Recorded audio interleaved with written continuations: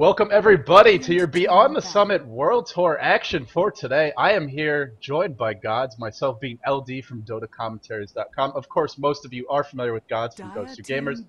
And godz, we get to cast some Chinese Dota. Man, it feels like it's been a while. There was the Beyond the Summit, the Gigabyte Dota Masters a month or so ago, and we've had a little bit of It's Gosu Monthly Madness Asia action, but for the most part, haven't been a whole lot of Chinese games to watch recently. Well, man, Chinese Dota, is there any better Dota? That's the question I've got to throw out there, which many will argue with me over. But this is two of China's best, Tongfu and LGD, and two teams that performed really well in the Gigabyte Dota Masters. They didn't really have too many disappointing results. LGD getting first place, Tongfu just narrowly avoiding a podium finish. They ended up in fourth, and we'll have to see what they're going to be looking to pull out here. As far as play styles go, I mean, what are you expecting from LGD Tongfu here? I'm actually not as familiar with LGD and Dota 2 as you are, so I'll leave them to you. As for Tongfu, I can say just about anything is possible. Off the bat, we see Queen of Pain, and, well, just as an example of how versatile they are, this could be a Mu Queen of Pain, it could be sort of a ganker style. We've also seen Hao play that Queen of Pain and go for a little bit more farm. He is normally the hard carry player for Tongfu, so the options are wide open, but to start a little bit of mobility and some gank from them, I mean, Tongfu's done it all. We saw this in the Eastern qualifiers for the International 2, which they ended up winning. Big spoiler alert from a couple months ago. Actually, man, it feels like that tournament was just yesterday, but it has been a while at this point. You know, they've run junglers before. They've gone all in with ganking strategies. They'll do the 4 protect 1. They'll do a couple of semi-carries. So Tongfu is a team that can pretty much do it all. As a result, it makes it a little bit hard to predict where they're going to go, but for now, they seem to be very concerned about shutting down push. Banning out the Prophet, the Syllabaire, and the Lycan. All strong heroes, but definitely an emphasis on the heroes that can push hard early and often.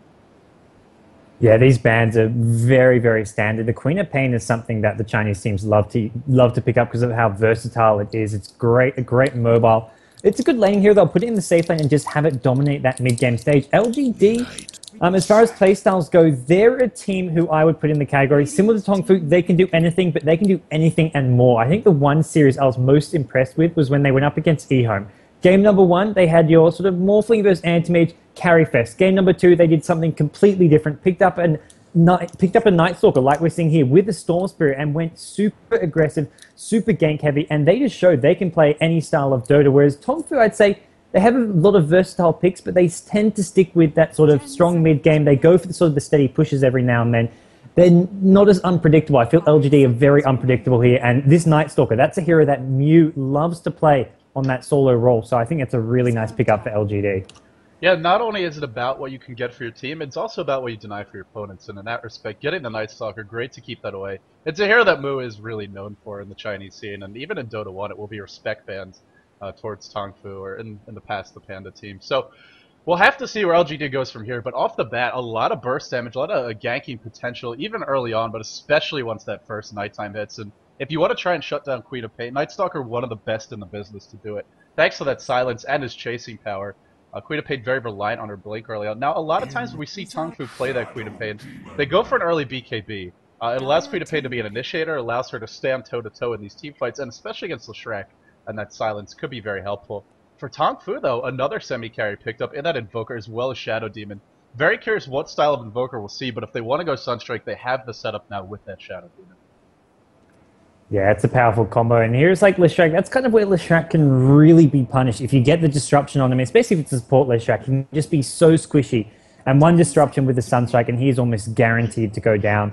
You don't even need much follow-up damage. If that Invoker's had solo XP, it's going to be a pretty high-level Sunstrike. So this, I mean, I'd edge towards Exhort Invoker, but really, I mean, Shadow Demon's just such a great versatile support hero that you don't even have to say, okay, they're going to go for the Sunstrike because they've got Shadow Demon. You can run a Tornado EMP. You can go for the big AoE combo with Meteor Deafening Blast. There's so much you can do, and Shadow Demon off there anyways. He's great against Night Stalker as well, I feel. If Night Stalker goes on someone, the defensive disruption is just the most annoying things to verse for any team, and we're going to see that really coming to play here, I feel. LGD, their third pickup, I feel like this, I mean, to deal with someone like a Shadow Demon, you need that long-range stun. Maybe, okay, they're going to go with the hard carry. I was thinking something like an Earthshaker, but Morphling is going to bring them up to speed for their late game potential, and really just something that basically says, okay, Tongfu, you guys are going to have to beast in the mid game, especially if LGD look to ban out a hero like the... I don't even think they need to ban out the Anti-Mage. With Queen of Pain and Invoker already on the Radiant side, I don't think Anti-Mage is a possible pick anyways.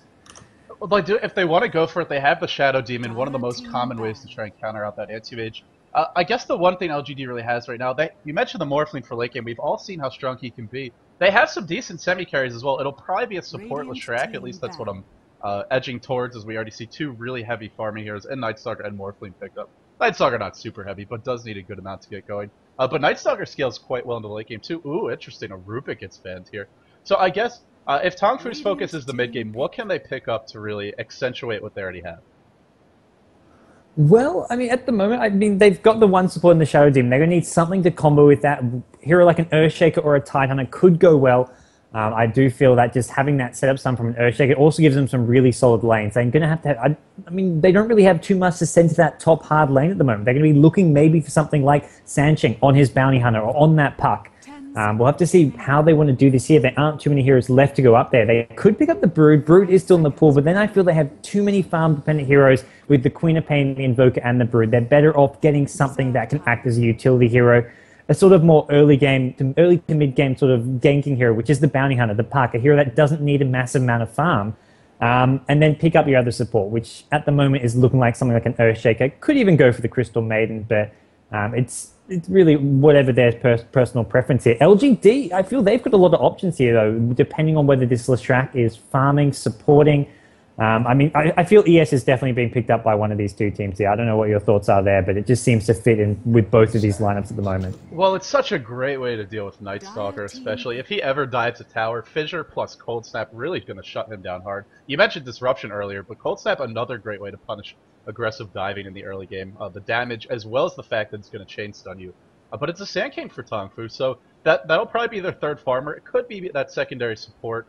As far as what else is in the pool, well, one hero that hasn't been banned out is the Enchantress, and if they want to pick up a hero for a Woke, he definitely could play that jungle Enchantress. Then you have a farming Sand King, and it's a nice hero to combo up with the Shadow Demon. Disruption to start, Soul Catcher to follow, and then Burst Strike on top of it. So Tongfu, I feel they still have their options open a bit here, but they have to some degree seeded the late game so far. They have a lot of heroes that need farm, even if Sand King is a support, and Shadow Shaman is the pick. And that gives LGD a lot of push power. If they ever get some early hero kills, they will turn those into towers between Edict and those Serpent Wards. And that's something these Chinese teams like to do. Often they'll run the Shadow Shaman as a support. LGD are one of the few teams who will run it in the solo mid. They'll put Xiao Wei on the solo mid Shadow Shaman, but it doesn't even really act as your typical solo mid hero. As soon as he gets to level 6, he goes roaming, he goes ganking, and you never actually see him picking up a lot of farm. I remember when Shadow Shaman was first popular, you saw TC being the most farmed hero in the game on Shadow Shaman. Xiao Wei takes the opposite approach. He basically creates room for his teammates to farm by just non-stop ganking. He'll go for a straight Blink Dagger without even getting Arcane Boot sometimes as a solo mid, but we could see it in the support role at top, especially considering they're probably not expecting a very tough lane in the top lane with Queen of Pain Invoker likely be at the mid, the bottom lane. There's not too much to go top. Well, there's your Enchantress. So maybe we will be seeing an aggressive lane at top with the Enchantress, and that's something that can actually punish a Shadow Shaman in the jungle. Well, not really in the jungle, but using those creep pulls to get some levels and farm. You mentioned the potential for that offensive tri-lane gods, and I have to say, if they want to run it, this is a great offensive tri-lane. Enchantress, even better than Chen for those early tower dives. She's got the heal to work with, also can have multiple creeps from level 1. And then Shadow Demon with Disruption, Soul Catcher, and Burrow Strike. Burrow Strike normally pretty hard to set up at on those early levels because the range is so low, but if you have Shadow Demon as well as Enchantress there, it's going to hit. Now, I guess the one thing going for LGD, the Morphling and the Nightstalker are going to be pretty hard to take down, but these supports, they are very squishy. You mentioned it could be a farming Shadow Shaman. At least one of these guys definitely is going to be on that support role, and they'll probably be up top trying to protect the Morphling, which means if they want to tower dive, well, Morphling might live, but his friends may not be so lucky, and a jack of all trades, a utility, is the final pick for LGD. LGD has some really sick late game if they get to that point. All of these heroes scale pretty well, even the Shadow Shaman, just because of those double disables. Well, when in doubt, pick Windrunner, and it is a hero that can fit into absolutely any role in the game.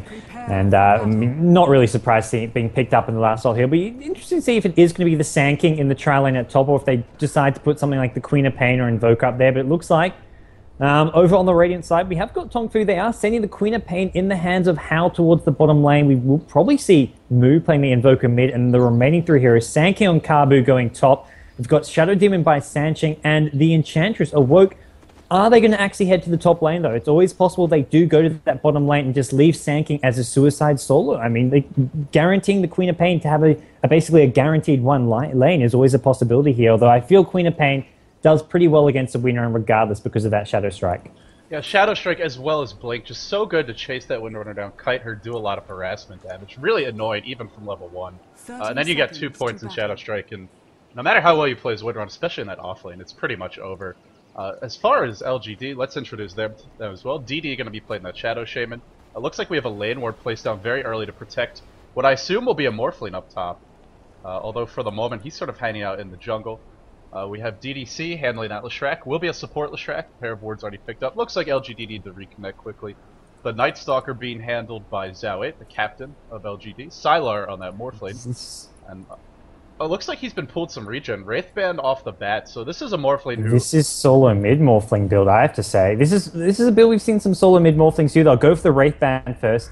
They'll sometimes just have Wraithband with Tangos, but this game he's been pulled the regen. But I think he's going to be going to the solo mid, and he does well in that mid lane. He's gone for the morph stats first, so he can boost up his base damage. Look at this, he's sitting on 32 agility. He's morphed a lot of damage, and that gives him he does well against Invoker. I mean, he can outlast hit Invoker, and then if Invoker plays too far up in the lane, you wave in and get 2 or 3 right clicks, and those right click hurts. I'd say Morphling can actually go head to head with the Invoker, and that gives Night Stalker the free lane at top.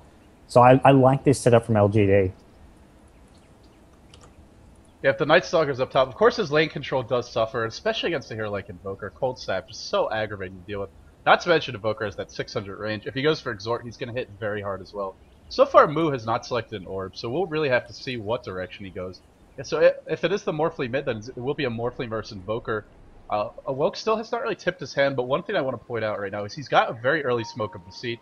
It tells you that Tongfu want to go for some relatively early smoke ganks, maybe look to set up some kills. Not necessarily a level 1, could be at sort of that level 2, level 3 stage of the game. You want to get your ganking heroes like the Invoker, you'd like to have that Sunstrike up, Burrow Strike maybe level 2, things like that. But if Tongfu want to be aggressive early and often, the smoke is definitely going to help them set it up. And actually, this is interesting. Yeah, no. Sangchain is not playing that offlane role that he normally is accustomed to. He's playing support. Yeah, it's one of those things, they actually switch it around a bit. Kabu also plays the Darkseer when they pick Darkseer in the side lane. Kabu and Sancheng switch between the 3 and 4 position. I guess Sancheng's kind of in the 5 position here. Well, they switch between playing that side lane solo and the support roles. Kabu playing the Sancheng here. I don't think that's something I've seen before, where he plays their Darkseer. Sancheng, he plays the Puck, he plays the Bounty Hunter, and a few other heroes there. I'm not sure who plays heroes like Brood, but they are a somewhat versatile team with those roles. I mean, we even see sometimes Hao will go to the mid lane with a hero like Queen of Pain. Other times he'll go in a farming role as an anti-mage. So they're not just sort of a one-trick pony. They do have various options with their heroes, with their lanes. You know, as I sort of look over the heroes a bit more here, the one thing I'll note for Tongfu is they don't have the most disable in the world. They have Shadow Demon's Disruption. They have a lot of slows between Enchantress and Queen of Pain. But as far as hard lockdown goes, it's basically just Cold Snap and Burrow Strike. And when you're up against heroes like Windrunner, Morphling, and Night Stalker, such a mobile lineup in the mid game, you really do need that lockdown. So for Tongfu, I feel it's very important. They have to get off to a quick start, not just because of how well LGD's heroes scale, but also because Tongfu doesn't have the most disable. The mic is buggy. My mic or your mic? I'm not sure.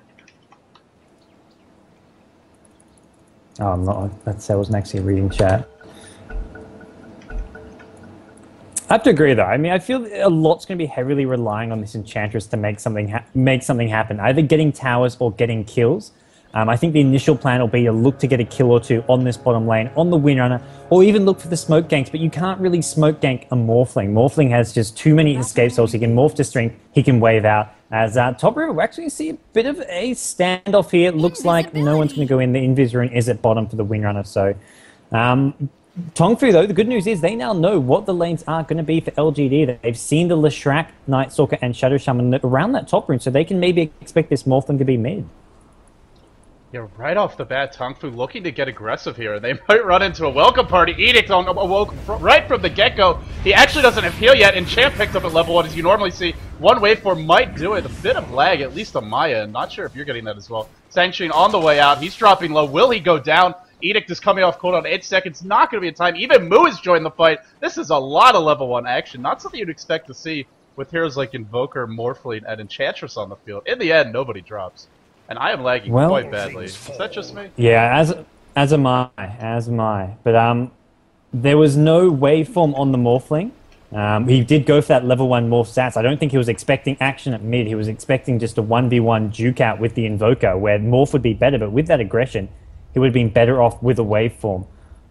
Oh yeah, you're completely right. You mentioned that earlier. Then, as soon as the action starts, I get excited and I forget about it because we always see Morphling. You just assume waveform. Where's the waveform? Although with this kind of lag, not sure if he could have even landed it. It is pretty difficult, to aim it when you're dealing with huge spikes like we were seeing. Of course, I am in the U.S., so I might have been lagging worse than the players. Does seem like the server's having a bit of issues. Looks like we will be re-hosting in Singapore. So we're just gonna have an AP remake, guys, and then we'll be back in business. So, well, good thing we did have a first blood. That way, nobody feels too bad about that remake. Yeah, they almost did get the first blood. It was a bit of an unusual situation. Leshrac went Edict first just for the first blood opportunity. It would have done more damage than the stun, and because they had the high ground advantage, they maximized the damage. But I feel that the remake without any first bloods happening is probably fair. They could have maybe got the kill if not for the spikes on the Enchantress, but I feel it's perfectly fair just to remake. Okay.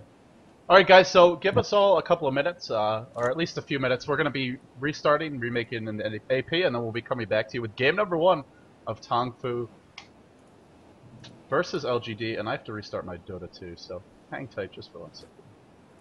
I was actually not able to leave that game. That's what I'm getting as well. I'm going to restart, but I don't know if Dota 2 is down or if it's just with the Chinese servers.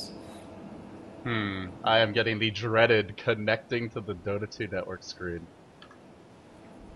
Don't tell me that. Don't tell me that. It's okay, I'm taking the blow here so that you don't get it.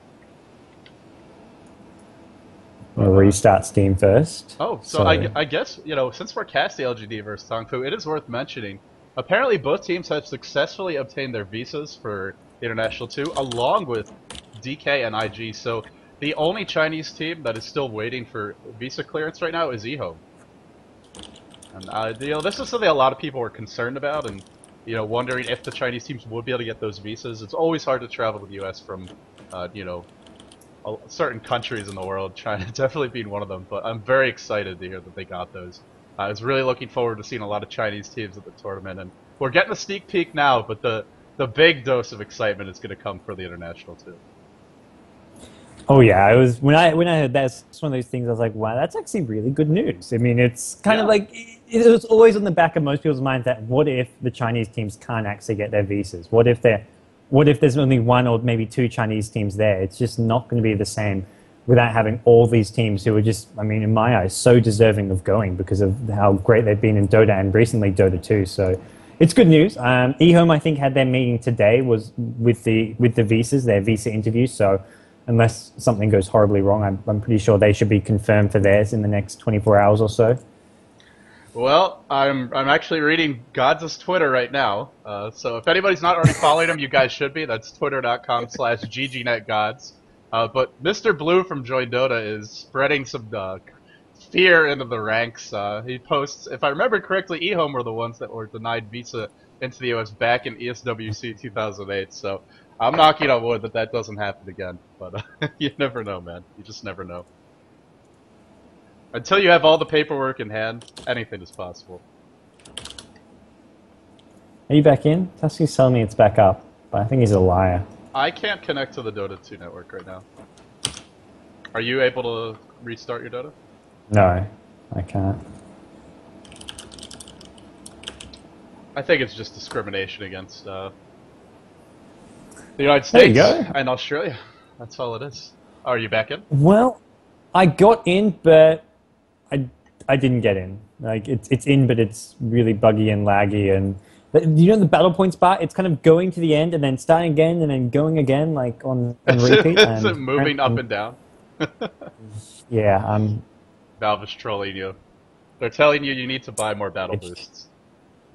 I wish that was how my battle points went. I've just leveled up a good 8 or 9 times in the last 4 seconds. Yeah, if only were it that easy. If only it were that easy. Oh man, casting with Lumi is getting my tongue twisted up in knots here. Just kidding. Okay. I'm a big Luminous fan. I am into the lobby. I can see the lobby? Yes. Okay. Hopefully joining the lobby.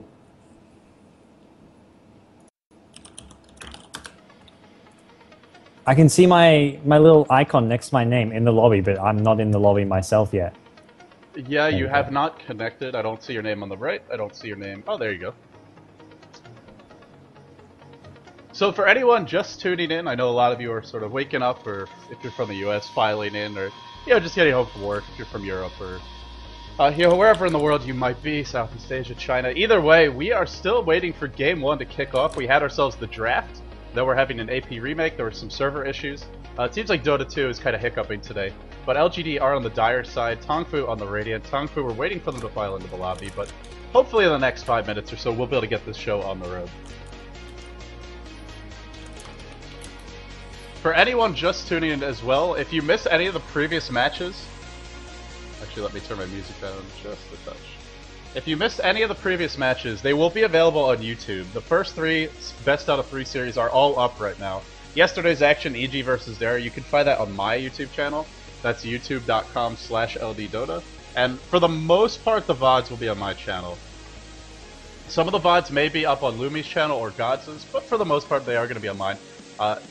For day 1 action, I believe Zenith versus Orange, that's on Luminous's channel, so you can find that at youtube.com/luminousinverse. And for the second match of the day, which, oh man, it was Complexity versus Absolute Legends. That one is on my channel as well, youtube.com/LDdota. So we have you guys covered as far as the VODs. They are free, and you can check them out all on YouTube.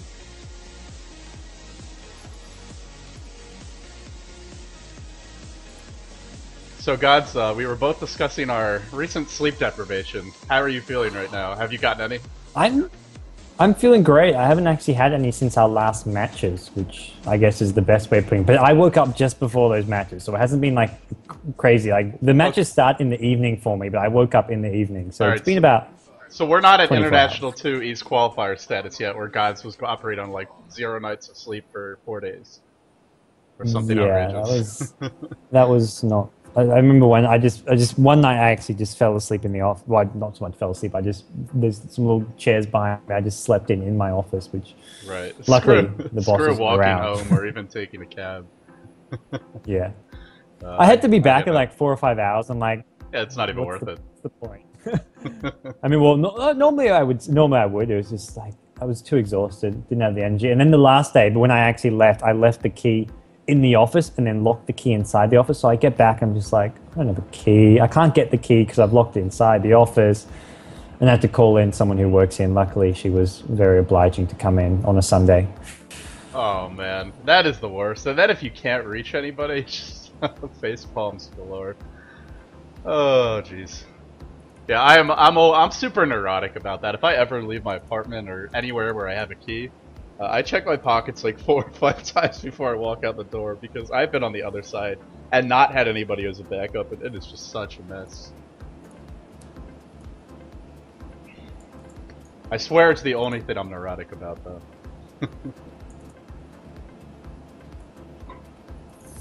I normally am, well, especially now that I've done that. I was just at that point of exhaustion where it was just nothing was even working. I'd left the lights on inside as well, so it was like she came back and she's like, the lights are on as well. I'm like, yeah, I was tired.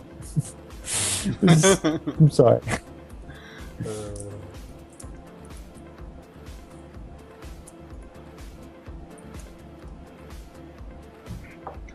So, who are you favoring in this match? You like LGD's draft a bit better, or are you pretty even on it?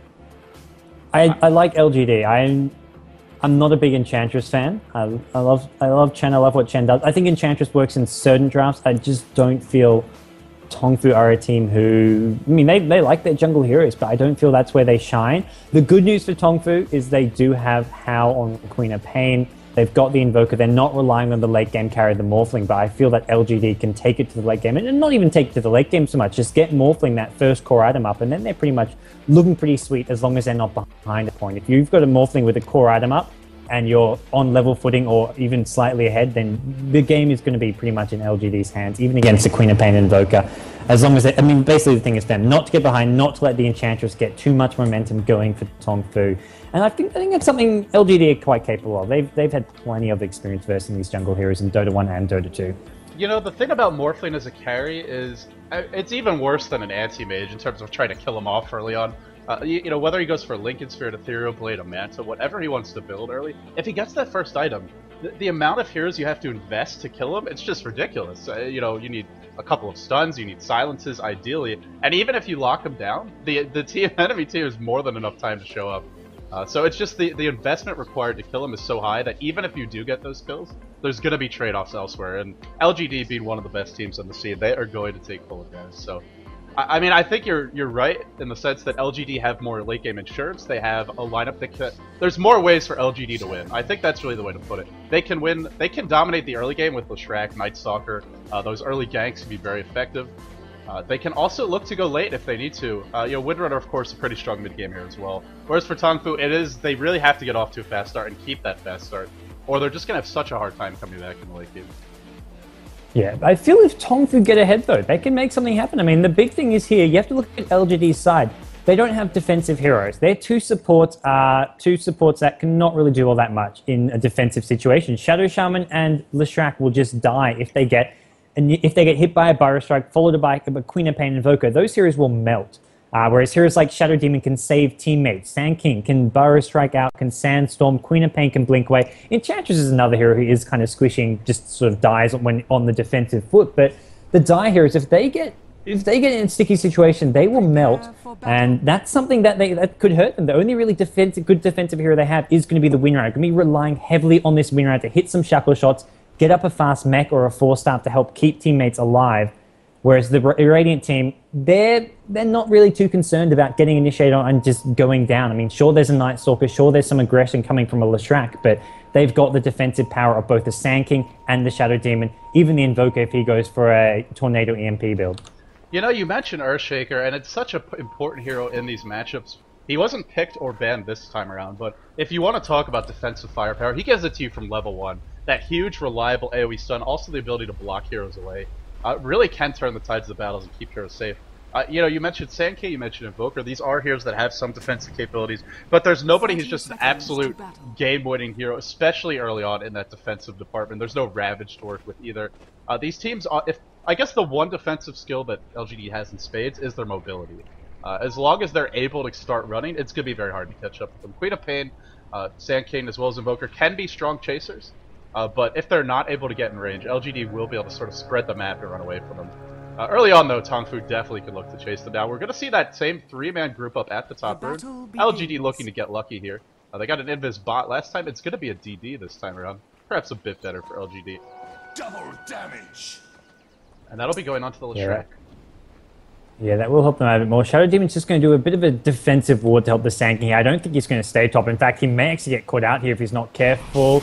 Oh, he does drop down the disruption just to make sure he can get away. So, start with they're going with the dual lane top. This time, Enchantress is not going to try and enter the enemy jungle. It's starting in the bottom lane with a smoke. And from there, there's two options. Either smoke gank bottom, well, 3 really. Smoke gank bottom, smoke gank top, or just sit in the jungle and farm. You can't really go and kill the Morphling. Invoker, I mean, you've got the Cold Snap, but there just isn't enough lockdown that can actually kill a Morphling. You can morph stats and wave away. Yeah, for anyone who, since this is a remake, let's introduce the game and the players real quickly. Guys, this is game number 1 of tongfu versus LGD for the Beyond the Summit World Tour. LGD on the Dire side, tongfu on the Radiant. I'll introduce LGD. We have Sylar playing the Morphling. He's solo mid versus an Invoker. He's gone for that level 1 morph just to give him some extra last hitting power. We talked about this a lot before the remake. Yao on the bottom lane, matchup against Hao. This is a matchup we expect Hao to have the edge in. Yao playing that Windrunner, of course. Up top, it is a defensive tri-lane. DD going to be doing some stacking and some pulling as the Shadow Shaman. DDC waiting in the wings, prepared to initiate, playing that Leshrac. And Zhao, the team captain, going to be farming as Night Stalker. Not for you. Yep, and the Tongfu side, the Radiant side, top lane, Sanching on the Shadow Demon. He's laning with the Sand King played by Carbu, so a bit of an unusual dual lane, especially considering they will be up against a very aggressive trial, and they are going to be careful. We've got Awoke playing the Enchantress. He's now ventured into the enemy jungle, takes some right clicks right away, dodges the stun, and we'll see him now trying to go on this Leshrac. Is there some disables? Leshrac getting blocked by his own creeps. The Clap does land. There's your disruption. Sand King a bit blocked as well. Doesn't look like he can get him for a stun. Sunstrike gonna not land. Sun goes down. DDC will drop. There's your first blood. Awoke still in trouble though. He's gonna go down to some Shadow Demon right clicks, and another Clap coming out. DD will go down. 2 for 1 so far, and now Xiaowei will drop. There's going to be your third kill for Tongfu at top lane. What a play. They do lose Shadow Demon, but that is well worth it. They even got the first blood as well. Wow. 3 for 2 and the first blood. Well, we talked about the Enchantress, being a key factor in before the remake, and boy, I expected maybe a couple of early kills, but nothing like that. 3 kills and the first blood off the bat. LGD off to a fantastic start up top, and well, this is a lane that needs that start. Sand King in particular needs some farm. They need to have a decent time. You don't want to let Night Stalker get going, because Xiaowei can completely dominate that mid game if he's allowed to get off to a quick start. Looks like Sylar is going to be heading down to the bottom rune, and let's take a look at how the farm is doing. Sylar 16 and 6 mid. Well, you said it, Godz. He can outlast hit that Invoker, even an Exhort Invoker early on. We saw that Mu is going for those early Sunstrike, and on the bottom lane, Yao 10 and 1. Let's see how Queen of Pain is doing. How 10 and 1. So very even matchup. We expect Queen of Pain to have the edge here, especially in the safe lane, but so far, a great job by the Windrunner, keeping the pace. Yeah, the problem for the mid lane with the Invokers, I mean, you think Invoker with Exalt, you can just harass the Morphling with a superior rage, but you're in so much danger. If Morphling waves in, gets a couple right clicks, Invoker can't afford to really trade hits when he's going for the levels in Exalt. He doesn't get a whole lot of HP regen from the Quas, so he doesn't really want to be trading hits with a Morphling who has this bottle and can just basically get this free regen and just spam that wave. So it's not going to be a good trade for Invoker. He just wants to sit back and farm as much as possible, and that's going to go Morphling's way. This is a lane he'll have a slight edge in, but Invoker's going to be the more devastating mid-game hero, and we'll have to see whether or not he can even set up some kills on this top lane once again. That's going to be really what Tongfu are looking for and what they've done a great job of so far. Yeah, and if he can continue to apply the pressure, I mean, it's similar to a Prophet in the sense that you have that pseudo +1 with the Sunstrike. And I guess, I'm glad you mentioned it. The one advantage that Morphling really has is that he can push the wave up top. And this is where Invoker struggles. He can try and use Meteor early on if he gets a point Wex, but again, it's not spammable at all. Nothing like the waveform. And this is really where Invoker struggles as a solo mid. As good as his lane control is, he can't actually control the runes well. He doesn't have any mobility skills, there's no waveform, there's no blink, and he also doesn't have any way to push the wave. So if he goes to check the rune, he's going to miss a lot of experience. Look at Sylar getting aggressive waveform up onto the high ground. He is very low in terms of his strength right now as he's more heavily to agility, but there goes the regen, and he's back to full 350 CS. Early TP, boots and bottle. He is farming like an absolute champ. Big dive, another wave in. Sylar wants the kill, he's gonna get it. Well, you said he'd have the edge. I don't think either of us were expecting a kill that early, but this is the power of Morphling. Not only a great late game hero, but can be very dominant in the laning stage as well.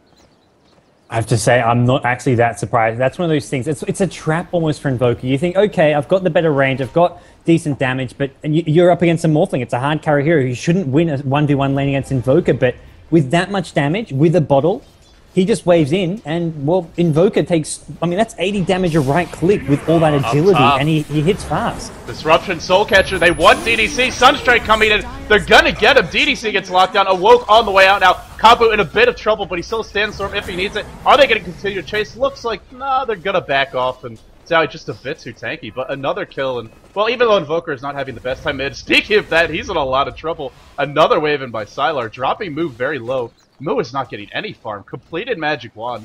Not something you really see very often in these 1v1 matchups, as Morphling doesn't have that many spammable spells. No boots, no phase boots, nothing really to give him HP, and he needs that HP up against this Morphling. Yeah, this matchup, you want to be going for basically a Quas heavy build, so you can, and using the Cold Snap, but the problem is their top lane needs this Sunstrike. I mean, he hasn't actually been landing them as well as he'd like to, but he's in a conflict. He goes for the heavy Exort, he loses his mid lane. He goes for the non-Exort, then potentially the top lane struggles. So it's a bit of a trade-off, and right now he's struggling in mid because he wants to go for that Sunstrike build to help out top. As we will see Leshrac finding a center in the river here. As Morphling, I mean, he's just getting rune after rune. He's going to keep up his mana, keep up his HP, and just able to keep on spamming in this mid lane. He can afford to just wave in whenever possible. Even if he takes a few tower hits, he just bottles that off. You know, one thing I want to commend Tongfu, or excuse me, LGD on, is they're running a tri-lane, but they're actually keeping on pace with Tongfu, who has an Enchantress as well as 2 solos. So in terms of the the level advantage, generally you'd expect the team with the jungler to have a bit of an advantage, but look at what LG is doing. Pulling, double pulling, Shadow Shaman getting levels, DDC getting farm, early boots up on that Leshrac, and Shadow Shaman's got it, Sanction charging in, looking for an opportunity here, looking for an opening, but the early boots are going to keep DDC safe. Yeah, and it is definitely a trade-off for that Invoker. It's just, it's a lot of pressure on him right now. He's got to win that mid lane. So far, he's not doing it. He also has to help out top. The X factor here for Tongfu is going to be How. As we start to get towards the mid game, Queen of Pain's burst damage and mobility, she can definitely set up some ganks. Or just look to kill bottom, but so far she hasn't done it. Yao is playing this one very defensively. Look at his build, man. He's gone for the Tranquil Boots Soaring combo. They synergize well, and this is some sort of new meta that we are seeing coming out from Yao. I think I've seen this a few times, even on Windrunner, but it's not something you often see in the competitive games. But Yao going with 2 points in Windrun as well, so going for a very heavy survivability build. The Tranquil Boots, the 2 points in Windrun, and the Soaring gives him some added regen, although of course it does eat away at his HP. But this is all built for versing this Queen of Pain at bottom lane. Without this build, he will be struggling to deal with that Shadow Strike harass. Yeah, I really like this build because you know How is generally going to be farming a bit more than perhaps other Queen of Pains, as he is that hard carry, especially in this game. And with the way that Morphling's dominating mid, a bit of a skirmish over the bottom rune. How is going to grab it, forced to use it, wave up onto the high ground. One more auto attack. Sylar gets fogged as the Queen of Pain runs up the hill, and now the chase going the other way. There's no demonic purge here, but they might be able to bring the Morphling down. Sylar, I just don't know if they have the burst, but they're going to try for it. He's still got a couple bottle charges. Soulcatcher going to be worried off soon. Sunstrike to follow. It's not going to hit. Another missed Sunstrike for Tongfu, and as a result, Morphling gets away. Zhao has now joined the fight, but he's actually not going to go in. And this is the strength of Morphling. I guess that's a bit of a pun there, but you can't gank him off easily. Even with the Sunstrike, he still had a good 800 HP there. I mean, the Soulcatcher is on it, would have done maybe 300-400 damage, and the Scream as well could have followed. But I don't think there was enough damage. I think Sylar was going to be A-okay there, and that, yeah, like you said, Morphling cannot be ganked, cannot be killed all that easily, and that is just one of those things which is going to be so hard for Tongfu to deal with. And the Invoker has really been shut out of this game so far. Zhao, it's nighttime now. He's got his power treads up, looking to get aggressive, and Tongfu have a lot of heroes he could easily pick off. Even the Invoker quite squishy. I mean, everybody on Tongfu is squishy at this point. Nobody's got a lot of health. The only real escape mechanism they have working for them is the Burrow Strike as well. Oh, initiation up top. Looks like Kabu wants DD, but little does he know, Leshrac is here. Shackle to start, and Kabu is dead. Splitter to follow. They get a kill. Some aggression by Kabu, and he pays for it. He just got Epicenter, but unfortunately was not able to get it off there. Yeah, and things are not going as well as Tongfu liked. It is even on the kill score, but the gold, the XP, slight edge to LGD. They've been constantly using those pools we've talked about. I mean, Shadow Shaman, Leshrac, they're not really falling too far behind. Big dive on Invoker again. He just melts, and Moo is really not having a good game. I like the decision to go to power charts here. Burrow Strike in to start. Is there an Epicenter to follow? No Epicenter. Not sure he could have gotten it off in time anyway. There are a lot of ways to disable it, and a lot of mobility here. Sylar's just going to dive mid, get the kill, and then look to skate on out of their waveform from hill to hill, and he will be absolutely fine. And Yao is getting what he wants. He went for this early laning build, and he's getting the lane. They're not really ganking him too much. Of course, Sanction is looking to change that in a hurry. Disruption to start. Actually, it's going to make the Shadow Strike miss. Not sure they can get Yao now, but they're going to try for it. Queen of Pain ult. They get the kill. It was an expensive one, but a desperately needed kill at that. Still, while this is happening, Sylar free farming on the middle lane. Tower gets pushed down top, and LGD, if they're able to spread out the map with the wards and Edict, they can easily knock down these towers. Oh, big dive onto Kabu. They want Kabu. Silence to start. Splitter to follow. Kabu dead again. Look at the coordination of LGD. As soon as they sense weakness, as soon as they see a gank on the bottom lane, they get aggressive up top. Man, this is honestly some of the scariest Dota I've seen. The only thing that hasn't gone to LGD's plan was that early engagement at the top lane where they lost 3 heroes, but still, it was a 3-for-2 trade, and it was a very early trade, which you respawn fast, you don't lose a whole lot of gold. So, I mean, LGD are just executing perfectly. They lose win right bottom, but they get a trade at top. They get the tier 1 tower, and they manage to get themselves a kill as well on the Sand King. They are just trading really well. They're coming out ahead on all fronts here, in pretty much in all 3 lanes. Windrunner, sure, there's a death there, but there's a lot of farm on this Windrunner. We will be seeing that mech or 4-star coming up relatively quickly. The supports, the Shadow Shaman, Leshrac, both with Arcane Boots. There's a lot of farm distribution, and this Morphling, decent farm on him as well. Yeah, double Arcane Boots and a tri-lane, 11 minutes in. I mean, that is some outrageously good farm.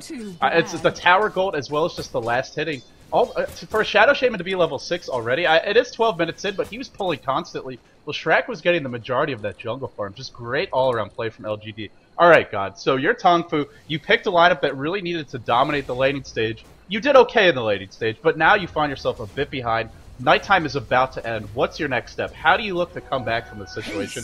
Because you can't just let this Morphling farm, or eventually he's going to be able to outcarry anything you can throw his way. So what's the game plan for LGD? Alright, well, I'll let you think about that. Big dive on mid. Shackle shot on 2 by Yao. That's a level 2 Shackle. Defensive disruption. Split Earth is going to miss. Not sure it's going to matter. Sand King getting away. Sunstrike being split up between 3. A lot of burst damage. How in the middle thinks another kill for Morphling. And now on the retreat out is DD. He's gotten cut off, but the wards are dropped, as well as the Shackle, the wave in. Power shot, they're going to get the kill. And now Moo in a lot of trouble. Void as well as Shackle. He is pretty tanky. Are they going to go for him? Early Ghost Walk, early Point of X picked up. He will get away. Sanctioned, looking to run for his life. Void brings him down at Awoke. No point in impetus yet, trying to do what he can. Queen of Pain ult on 2. Great Queen of Pain ult, but Hao just not quite able to get the kills. Sylar wants one more. He's gonna get it. Actually, Yao claims that one. And Awoke going toe-to-toe now, but Wind run away from Yao. Just too fast to bring down. Awoke's gonna try, though. They're not done just yet. Sunstrike is available. Is he gonna use it? Shackle on 2. He's gonna have to hit this Sunstrike, or maybe the tower will do the work.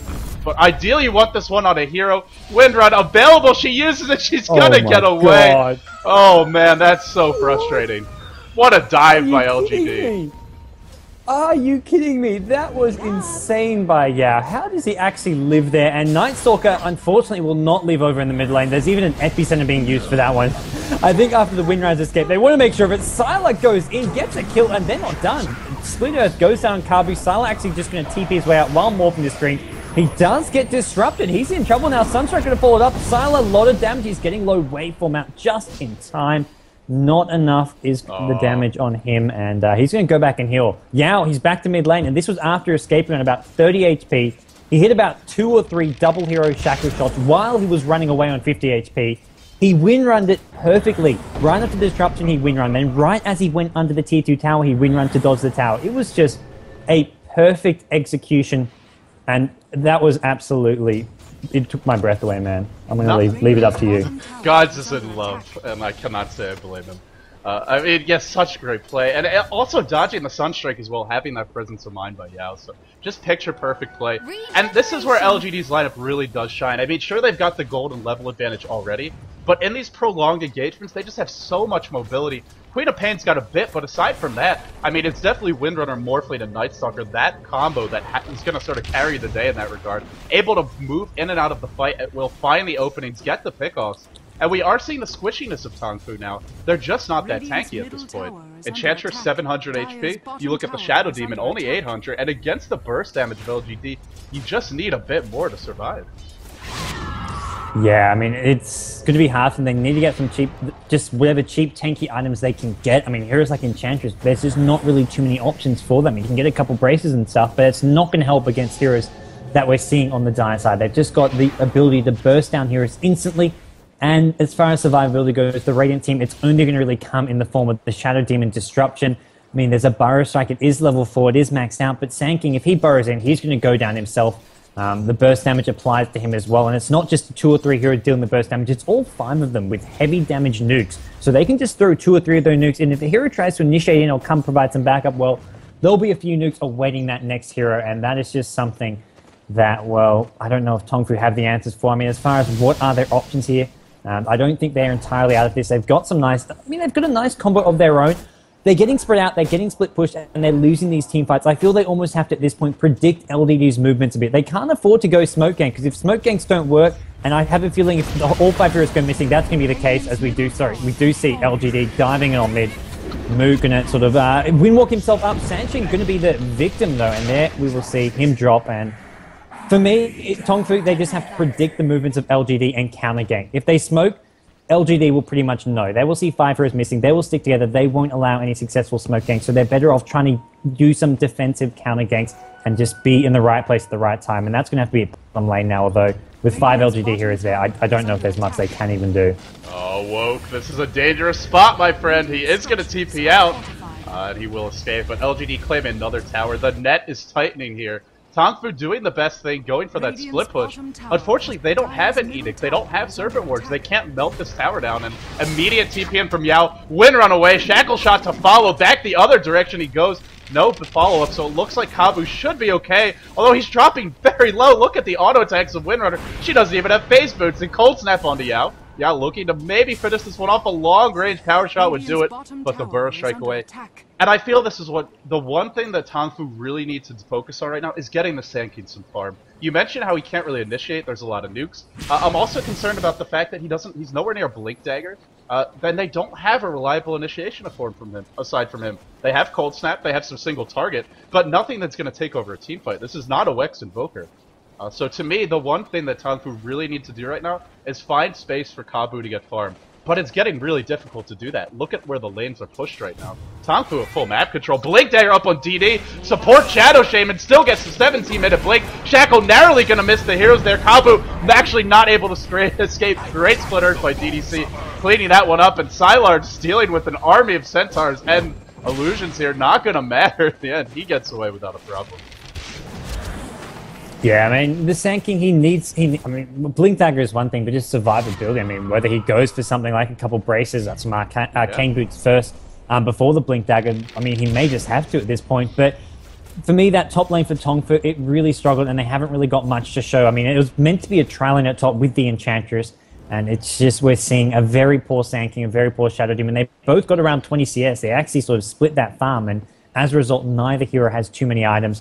Invoker, I mean, we've mentioned over and over again, he didn't do well. He did get solo killed by the Morphling, and that's something you don't want to happen, but he's still, I mean, he's got some levels, he's got some farm, he's at a place where you'd like the Invoker to be. I feel like the bigger problem was that top lane for them, and that came down to LGD's great play. They really kept Enchantress out of that jungle as well as they could, and that made it really hard for Enchantress to get involved this game.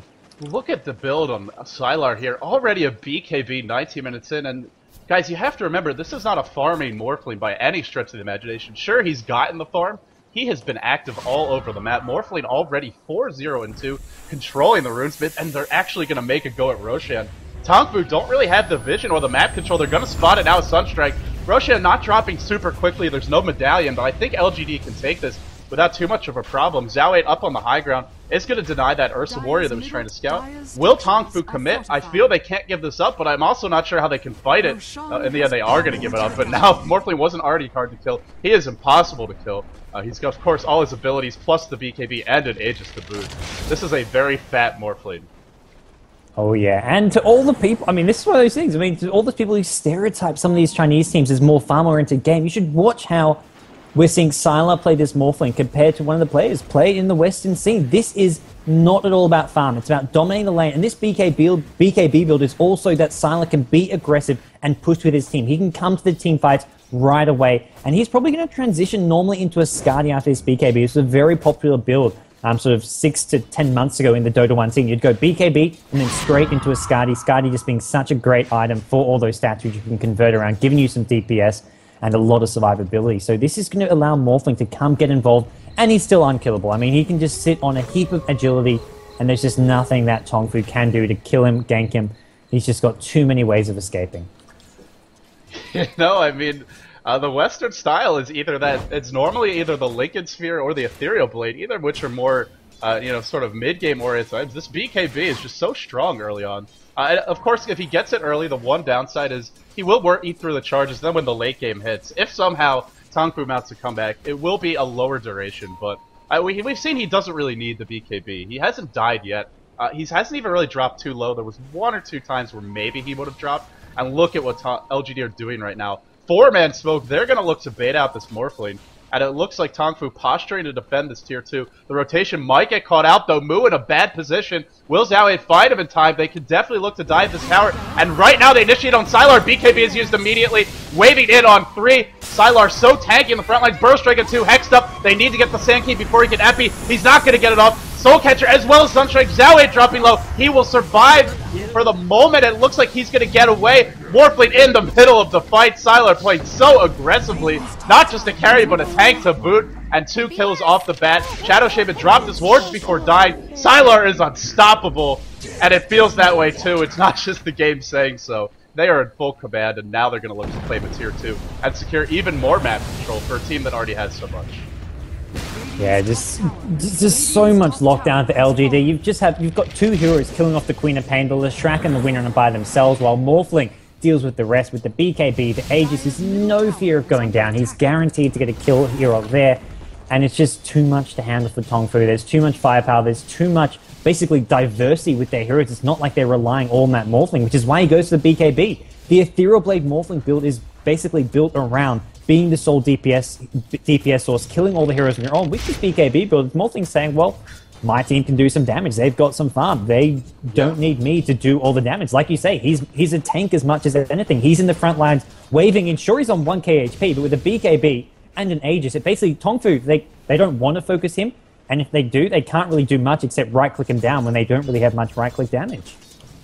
Yeah, it's definitely a nice variation. And, you know, the other thing about this BKB is it's much more of a team fighting item. Whenever you see a Morphling go for Ethereal Blade or Lincoln Sphere, he either wants to farm or go for solo kills. Sure, the pickoffs can help set up team fights, but this BKB, LGD is ahead and they want to take team fights. They're playing this one perfectly. A lot of teams would sit back and farm with this advantage. Blinken into 4 heroes for DD. That is not where he wants to be. Holds that to fall. How is DD still alive? He will go down. Power shot piercing through. Picking off Shadow Demon. BKB used again. Sylar tanking everything. The Aegis is still up. Looks like he's going to lose it here. Or will he? He's still morphing. Burrow strike in. That's a long duration BKB. He's going to get away. Shackle onto Kabu again. Every fight, Kabu gets locked down. He will drop again. And wicked sick for Sylar, the man who could not be killed. Oh, it's not really a man. Awoke in the back lines, looking to do the damage. He gets a pick off on DDC. Will it be enough? Awoken, the next one to follow. Unstoppable monster kill, double kill. And Mu is forced to go invis. They do not have detection. That Ghostwalk will save him. But another fight won for LGD on the backs of just nobody is killable right now. Shackle into Hal. They're actually not done yet. Mu comes out of Ghostwalk at the worst possible time. Force that away. Queen of Pain missing narrowly. Only catching the heroes that were already quite high in terms of HP. And now Sanqing return to the fight. Probably going to die again. Xiaowei with 20 HP. Somehow still alive. Hal narrowly surviving as well with 15 of his own. Waveform in. Look at the aggression from Sylar, shackled to the tree. Epicenter being channeled. And unfortunately, there's no Blink Dagger. Kabu not going to hit anything. Oh man, the Epicenters just have not been effective this game. LGD take another convincing fight. I don't know about you, but 2 to 3 heroes on less than 100 HP aren't meant to beat 3 to 4 heroes on full HP, but that seems to be what happened there between the Night Stalker, the Morphling. They just maneuvered around, backed each other up, and just basically pushed their heroes to the limit there. I mean, that was impressive. You know, it's I guess LGD didn't get the memo, gods. That's really all we can say about that. You know, it's that mobility they have, and they're also survivable. You know, you've got Windrun, you've got the Night Stalker, who's very tanky, high armor, high movement speed. Morphling, we've talked to death just how unkillable he is. They can survive and sustain in these team fights, whereas Tongfu, they're built more around sort of that one-shot burst, the Queen of Pain ultimate, the Epicenter, and if they don't get that burst off, which so far they haven't, Sandkane is being locked on every fight. I just don't see how Tongfu get kills. Yeah, at this point, this is one of those games where, I mean, they're tower-wise, I mean, they've still got 2 towers standing, they've still got a rack standing, they've got some okay farm on the Invoker. He's got 2k gold with a 4-star. You've got Queen of Pain with a close mag against Death. Actually, you see initiation on mid on the Windrunner with a 4-star, a mech, and level 4 Windrunner. There's not much they can do. Yao's going to get away, and that, I mean, they just need kills. They need anything they can get, and they need to try and get a tower out of it. There's yet to be a single tower kill for Tongfu. It looks like they will get this mid-tier 1 here. It may get denied, and we may see a bit of a rebuttal though coming from LGD. Yeah, look at what Morphling's doing right now. Split push on the bottom lane, pressuring the tower. Meanwhile, mid lane initiation. Shackle not going to hit. Disruption to follow to keep him safe for the moment. Yao Wid running away. Looks like LGD are going to back off, choosing their spots here carefully. Sylar still has the Aegis. The Ethereal Blade just picked up. BKB's kind of early, wants to go in. Who will he focus is the question. I think he wants Kabu. In the end, not going to initiate. So a BKB charge used is LGD Undead. Doesn't look like it. Power shot, catching out Kabu, Shackle to follow. Kabu gets locked down. Kabu gets picked off. Sylar is godlike. And, oh man, doesn't need the BKB. Doesn't even need to use the shotgun there. Just way too much damage coming out from him. Yeah, it's very, very scary for Tongfu at this point, and we're going to see what Invoker has picked. No, sorry, Nightstalk is picking up a BKB. Invoker has picked up an ultimate orb, so we're going to start building towards a sheepstick here. And with Hao getting close to an Aghanim Scepter, I mean, Tongfu, they can hold this out. They have got the ability to take this a bit later and turtle it up, but what are you actually turtling for? All you're going to see is Morphling get fatter and fatter. Same goes for all these Die Heroes. These Die Heroes, Nightstalker scales all right. Oh, more carnage at mid, and there's your Shackle shot. Moo going to go down as well. Invoker will drop, and all these heroes are just going to keep on scaling better and better the later this goes. Windrunner can get up a Sheepstick, can get up some DPS if you want. Same goes for Leshrac, who's almost finished the Bloodstone, and things aren't going to improve much for Tongfu, especially when they're going to be seeing every Roshank going into LGD's hands. Well, while you're talking, Tongfu is just getting melted here. Morphling gets a solo kill and Shadow Demon down bottom. Kill happens mid as well. 3 kills in fact, and the GG's flying out. It was a good game, but LGD is in rare form today. We might not have seen much of them recently in Dota 2 for the past month or so, but they have not skipped a beat since claiming the Gigabyte Dota Masters, guys. This is LGD in their prime, playing fantastically well. Yeah, I don't know. I mean, I'd love to see this team lose a game and see what they'd actually lose to. I mean, I'd say Tongfu made mistakes here. Don't get me wrong. I don't think Tongfu played this perfectly. I've seen them play a lot better. They played some really nice games. One of the best series they played was that 2-1 loss to Zenith, where they really came close to beating Zenith. But Tongfu do have it in them to produce some great games and possibly upset LGD. But I just want to see what it will take to beat LGD, and it's going to take a hell of a lot. But I think Tongfu are definitely a team with the skill, with the teamwork, who can cause that kind of an upset here. Well, we're about to find out if they can cause that upset. Guys, don't underestimate Tongfu. They did win the International East Qualifiers, never dropping a set that entire time. And there were a lot of great teams from Southeast Asia in that. But for Game 1, it is LGD who ruled the day. A lot of strong mid-game and late game, and they took advantage from the word go. LGD take Game 1. We'll be coming back to you guys momentarily with Game number 2. Don't go anywhere. You won't want to miss this. Chinese Dota coming your way soon. This is the Beyond the Summit